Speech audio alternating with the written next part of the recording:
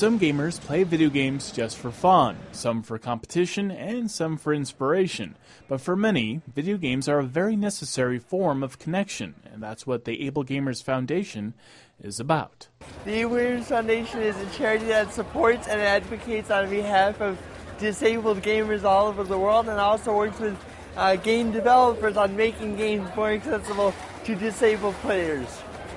We often define people with disabilities very quickly because of the visible disability. If you're disabled, if you're in a wheelchair, you have some kind of mental impediment, what games allow you to do is to leave that behind in a virtual environment. In a video game, I can grab a sword or grab a space gun and run around just like anyone else can, where in real life I am stuck in a body that doesn't always do what I want it to do. So I could be an elf or an orc or a warrior or a ninja, but I'm not that guy in the wheelchair or the hard of hearing friend over there. I'm none of those things. I'm what the game allows me to present.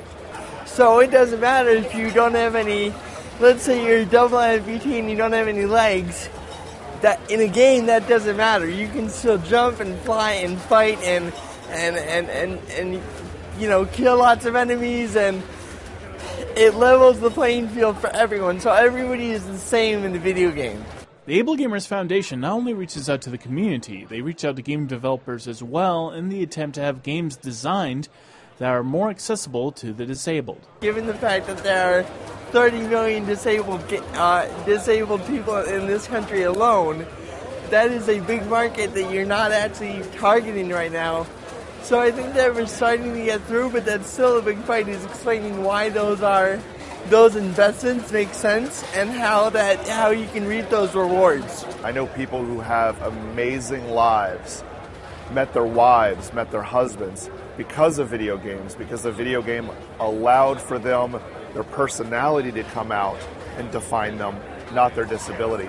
The real people we need to support is our disabled gamers, but also the caregivers of those disabled gamers. When you think about video gaming, you think about friends and family. So if you are someone who is stuck in a hospital, stuck in a facility, somewhere where you can't get out to the world, if you are a veteran that's just come back and you're injured and you're not with your squad anymore and you're stuck in a hospital there, you need something that helps you reach out to the world and helps play. And video games accomplish that.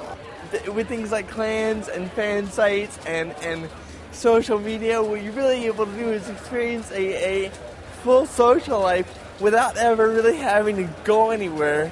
And I think that games have brought that to disabled gamers in a way that has never existed before. AbleGamers.com provides services that educate caregivers on what games and gaming tech might work best for the people they're caring for, and video game reviews based on accessibility to the disabled and more. For NBCNews.com, I'm Todd Kenrick. If you want to talk more about video games, you can find me on my Twitter, Facebook, and Tumblr pages.